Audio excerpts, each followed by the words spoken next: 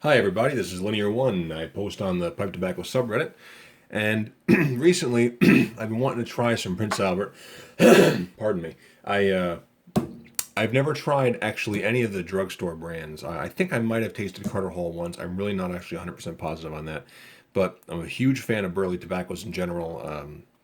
I think it's the great American tobacco, but I've never actually had Prince Albert, and none of the tobacco stores or Rite Aids or anything around me carry it. So one of the fellows on Reddit was really nice enough to send me this vintage Prince Albert in the can.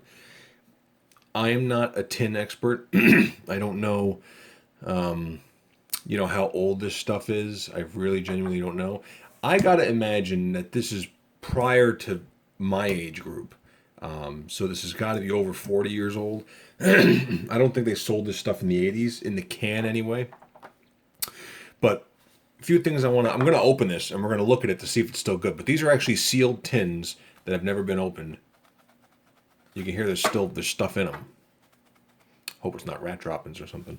But there's actually differences in these two tins, and that was one of the things I wanted to go over. Was if you look between the two of them, one, the font, the stampings are a little different between the two cans. If you look, this one has these like little divots over there. This one only seems to have one or two, but they're in a different location.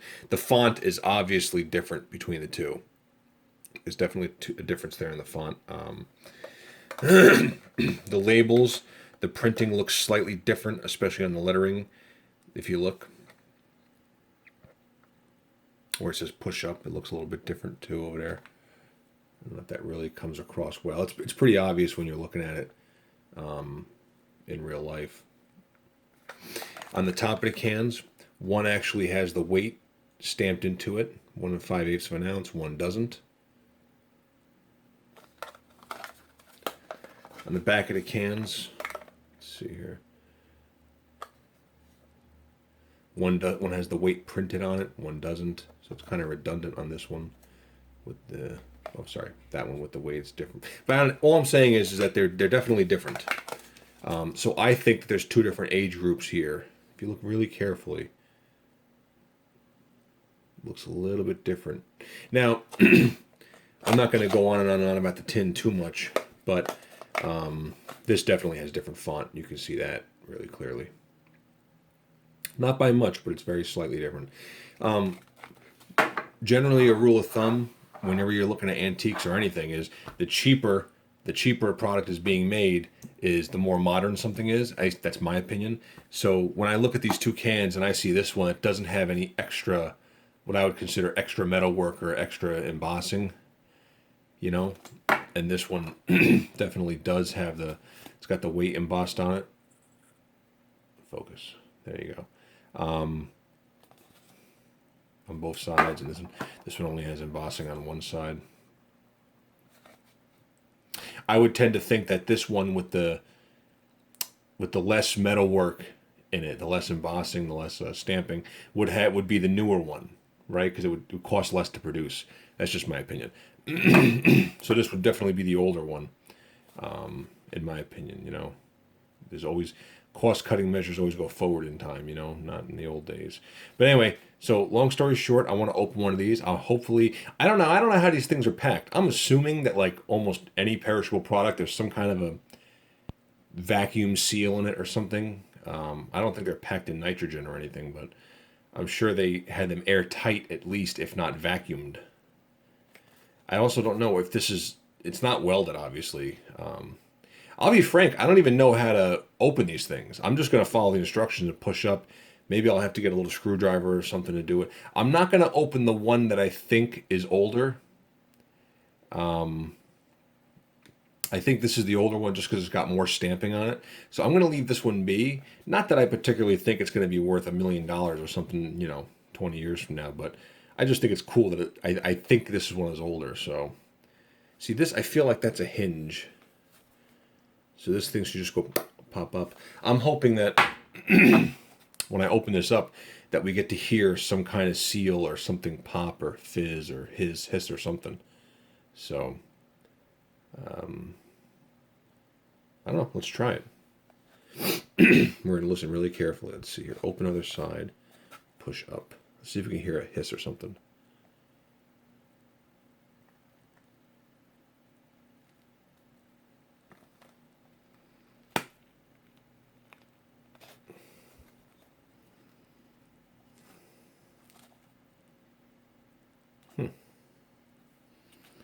What does that say? Oh. Okay, what does this say here? What does this say? Pipe offer. Pipe offer. So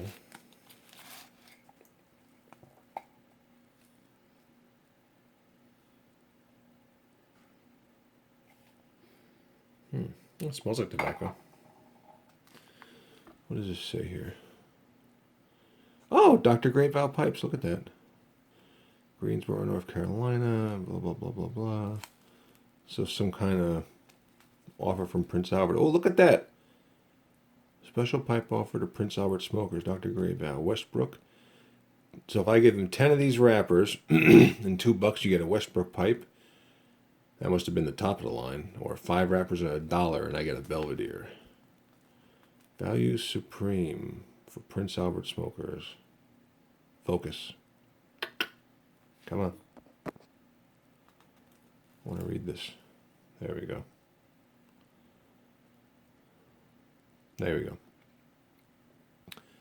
Millions of pipe smokers enjoy famous Dr. Grey Valve quality pipes.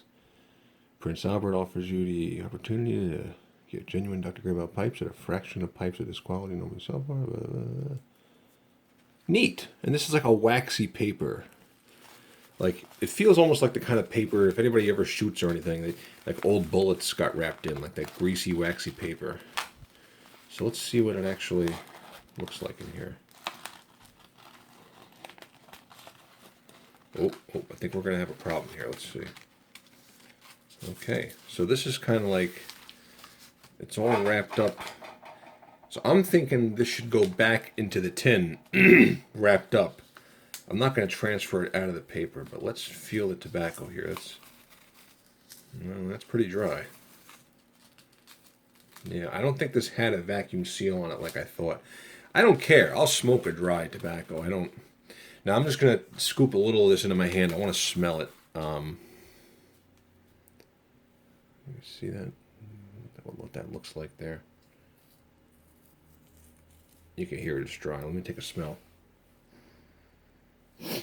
You know, it almost smells like like an old Camel cigarette. Like if you ever had a Camel non-filtered and forgot about the pack for a month and then came back to it when it was stale, that's what it smells like. It really smells like Camel non-filtered. But that's the... Sorry about the lighting.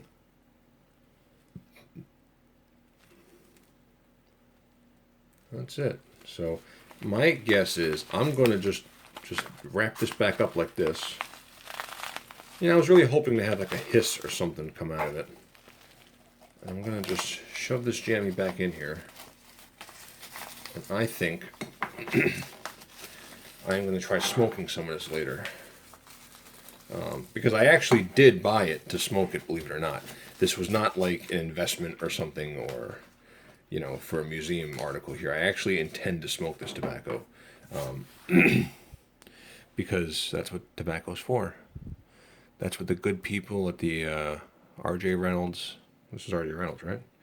At the R.J. Reynolds factory, all those hundreds and thousands of people that work there, they all wanted us to smoke this tobacco. So, all right. I'll let you guys know. I'll come back. Bye-bye.